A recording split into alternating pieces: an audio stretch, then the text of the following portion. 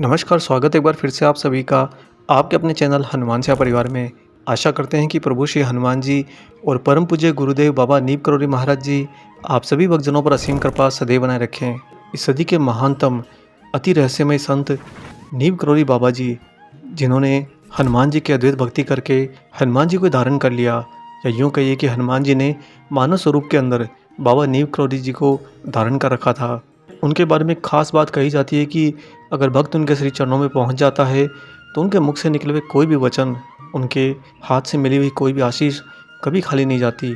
बाबा के दर पर जो भी गया, बाबा की चौखट पर जो भी पहुंचा और महाराज जी के श्री चरणों में जिसने भी सिर झुकाया, महाराज जी ने हमेशा उसको अपने संरक्षण में ले लिया। बाबा मनुष्यों में कभी भेदभाव नहीं करते। महाराज जी तो बस आत्माओं को देखते हैं। और वैसे भी जो इस भौतिक जगत का भेदभाव होता है, यहाँ तक कि जो स्त्री और पुरुष के शरीर धारण करने का भी भेदभाव होता है, यह भी महाराज जी से छिपा नहीं। बाबा जानते हैं कि आपकी आत्मा वास्तव में कौन है। एक मनुष्य पूरी जिंदगी भी तप तपस्या कर ले तो भी वह नहीं पहचान सकता कि वास्तव में उसकी आत्मा कौन है। इसके लिए अति आवश्यक होता है एक दिव्य और अलौकिक गुरु, ऐसा गुरु जो कोई और नहीं, स्वयं ईश्वर होते हैं। ईश्वर के बिना कोई गुरु बन ही नहीं सकता, क्योंकि आखिर में ऐसे गुरु का जो परम कर्तव्य होता है, वो कर्तव्य होता है भक्त को भक्ति मार्ग से ले जाते हुए ईश्वर से मिलाना, और ईश्वर से मिलाते समय मनुष्य को इस लायक बना देना कि वह अपने सामने ईश्वर की ऊर्जा को सहन कर सके। और चूंकि गुरु स्वयं वही ईश्वर होते हैं, अतः अंत में जब एक मनुष्य ईश्वर से मिलता है, उनके दर्शन करता है, तो आपके जो अलौकिक गुरु होते हैं वह स्वयं अपने ही शरीर के अंदर विलीन हो जाते हैं। ऐसे ही परम सत्य रूपी, पर ब्रह्म रूपी, संतों के भी संत और गुरुओं के भी गुरु, महान गुरु हैं बाबा नीम करोली जी। महाराज जी के लिए यह भी कहा जाता है कि चलते फिरते भी अगर बाबा ने अपने मुख से दो शब्द भी कह दिए तो उन दोनों शब्दों को यथार्थ में लाने के लिए इस ब्रह्मांड को सारी ऊर्जाओं का मिश्रण भी करना पड़े तो वो करता है। और वह क्यों करता है ऐसा दोस्तों? क्योंकि ये ब्रह्मांड तो है ही ईश्वर का, ये जगत तो है ही ईश्वर का। उनकी इच्छा के बिना तो इस भौतिक जगत में भी कोई पत्ता तक नहीं हिलता, वायु तक नहीं चलती, अग्नि तक नहीं फड़कती, यहाँ तक कि उनकी इच्छा के बिना तो किसी जीव की सांसें भी नहीं रुकती। जब कालांतर में बाबा के बारे में लोग जानने लगे और धीरे धीरे महाराज जी की बातें यहाँ से वहाँ होती हुई एक भक्त से दूसरे भक्त तक पहुँचने लगी, तो हमारे देश के अंदर उत्तर से लेकर दक्षिण तक, पूर्व से लेकर पश्चिम तक महाराज जी के भक्तों का तांता लग गया। महाराज जी के भक्तों की एक लंबी कतार लग गई। हर कोई भक्त महाराज जी के सामने बस संकट लेकर आता, बाबा को आकर अपनी परेशानियां गिनाता और महाराज जी से विनती करता कि हे प्रभु, आप तो करुणा निधान हो, दयावान हो, मेरे संकट को दूर कीजिए। महाराज जी कहते कि जा सब हो जाएगा। बाबा का कहा गया एक वाक्य कि जा सब हो जाएगा उस मनुष्य के जीवन के सारे बुरे कर्मों का नाश कर देता है और वहीं पर उसे सौभाग्य की प्राप्ति करने के लिए योग्य बना देता है। अगर आपको बाबा के ऊपर किंचित मात्र भी शंका है कि महाराज जी के वाक्य कभी टल भी सकते हैं क्या, तो आज आपको बाबा का एक ऐसा ही प्यारा किस्सा सुनाएंगे जहाँ पर जो भी महाराज जी ने कह दिया, पूरे वर्तमान आयाम ने वही बदल कर रख दिया। और इस घटना को जानकर आपका मन और दृढ़ हो जाएगा कि महाराज जी के श्री चरण से बढ़कर स्वर्ग में नहीं होता। दोस्तों, बाबा के एक बहुत ही अनन्य भक्त रहे हैं राजीदा। उनकी एक फुफेरी बहन थी श्रीमती मुन्नी देवी, और उन मुन्नी देवी के पति थे श्री पीताम्बर पंत, जो कि भारतीय सेना के अंदर कार्यरत थे। विवाह के कुछ समय बाद ही उन्हें द्वितीय विश्व युद्ध में हमारे देश हिंदुस्तान की तरफ से जर्मनी भेजा गया। उस समय कुछ इस तरह की संधि थी कि भारतीय सैनिकों की जर्मनी के अंदर अति आवश्यकता थी और हमारे सैनिक वहाँ से विश्व युद्ध के अंदर भागीदारी कर रहे थे। और जिन भारतीयों का चयन हुआ उनमें मुन्नी देवी के पति पीताम्बर पंत भी थे। युद्ध समाप्त होने के बाद उनका नाम सेना की उस सूची में था जो लापता हुए थे या फिर जिनकी मृत्यु की सेना के पास कोई पुष्टि नहीं थी। मुन्नी जी प्रति सोमवार को मंदिर में जाकर शिवजी भगवान की पूजा करती और उपवास रखती थी। उन्हें पूर्ण विश्वास था कि उनके पति जिंदा हैं और लौट आएंगे। पर कहते हैं ना कि इंसान विश्वास तो बना लेता है, लेकिन कहीं पर अगर कोई चिंगारी, कोई प्रकाश न दिखे तो वह विश्वास ही स्वतः धीरे धीरे अपनी सांसें तोड़ने लगता है। कुछ इस प्रकार का ही मुन्नी देवी के जीवन में चल रहा था। एक तरफ अपने ईश्वर भोलेनाथ पर पूर्ण विश्वास था, दूसरी तरफ इस जीवन के अंदर घटने वाली घटनाओं को देखते हुए एक शंका भी बनी हुई थी कि उनके पति जीवित भी हैं या नहीं हैं। खैर, उन्होंने शंकाओं के ऊपर अपने विश्वास को ही चुना। ऐसे ही पूजा पाठ करते समय एक बार जाड़े में वह अपने पिता के साथ लखनऊ में रह रही थी और वहीं पर रहते हुए सोमवार के दिन किसी महिला को साथ लेकर मनकामेश्वर महादेव मंदिर में महादेव की पूजा अर्चना करने के लिए जा रही थी। उनके घर से जो मनकामेश्वर मंदिर का जाने का रास्ता था वह गोमती नदी के किनारे से होता हुआ जाता था। अतः जब वह गोमती नदी के किनारे से टहलते टहलते जा रही थी, तभी उन्हें वहाँ पर एक बड़े ही डील डोल वाला, भारी भरकम शरीर वाला साधु दिखाई दिया। मुन्नी देवी ने पाया कि वह साधु जमीन पर रेत में ही लेटा हुआ है। उन्हें थोड़ा अजीब सा लगा, क्योंकि साधु लोग तो स्वच्छ स्थान ही धारण करते हैं। फिर बोला, ये साधु यहाँ जमीन पर क्यों लेटा हुआ है। खैर मुन्नी देवी उन्हें नज़रअंदाज करके आगे बढ़ने लगी ही थी कि तभी उस साधु ने हाथ से इशारा करके मुन्नी देवी को अपने पास बुलाया। ऐसे अनजान व्यक्ति के द्वारा बुलाए जाने पर मुन्नी देवी को थोड़ा संकोच होने लगा कि वह उनके पास जाए या ना जाए। जब मुन्नी देवी उनके बुलाने पर नहीं गई तो उन साधु ने नज़दीक से गुजरते हुए एक व्यक्ति को बुलाकर उन्हें बुलाने के लिए भेज दिया।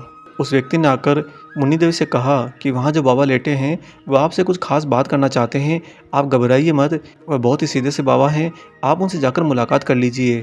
तब खैर मुन्नी देवी उन साधु महाराज के पास पहुँची और जाकर उन अज्ञात बाबा को हाथ जोड़कर नमन किया। उस मोटे शरीर के साधु ने मुन्नी देवी को देखते ही कहा, कहाँ जा रही है? पूजा करने? बैठ जा, पति कहाँ है? जो ही मुन्नी देवी ने पति शब्द सुना, उन्हें ऐसा लगा कि किसी ने उनकी दुखती रग पर हाथ रख दिया हो। उनके मुंह से बहुत ही सूखे स्वर में निकला, पता नहीं। तब उस बाबा ने आगे कहा कि फौज में है, चिट्ठी नहीं आई क्या अभी तक? आ जाएगी।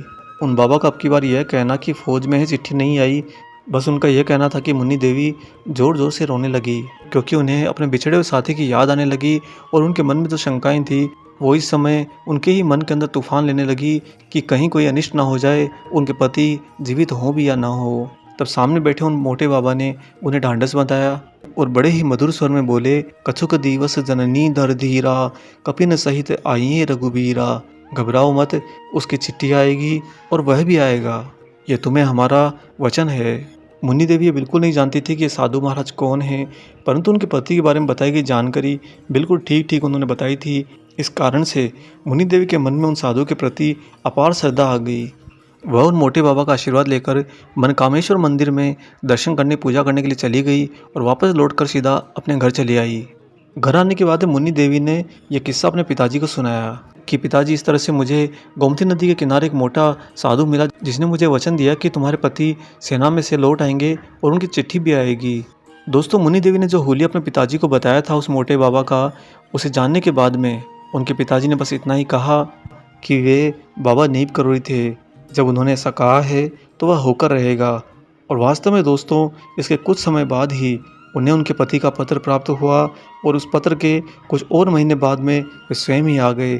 आकर उनके पति पंत जी ने बताया कि वे द्वितीय विश्व युद्ध के अंदर जर्मनी के अंदर बंदी बना लिए गए थे। एक दिन अचानक उनके पहरेदार ने स्वयं आकर उनसे कहा कि वह रात में आकर उन्हें यहाँ से भाग निकलने का मौका देगा और वे इसके लिए उस रात को तैयार रहें। पंत जी उसी रात को जेल से भागे और तमाम मुश्किलों का सामना करते हुए पिछले 2 महीनों की यात्रा करके अब घर लौटे हैं।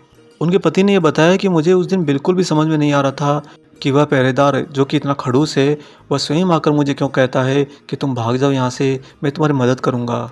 दोस्तों, जब उनके पति ने ये सारा वर्णन परिवार के अंदर बताया तो जिस दिन की यह घटना थी, ये वही दिन था जिस दिन मुन्नी देवी मनकामेश्वर महादेव के दर्शन करने गई थी और उन्हें गोमती नदी के किनारे लेटे हुए बाबा ने अनजान साधु के रूप में दर्शन देकर वचन दे दिया था कि तुम्हारा पति लौट आएगा। ये सब कुछ महाराज जी की अलौकिक लीला से ही संभव हुआ है।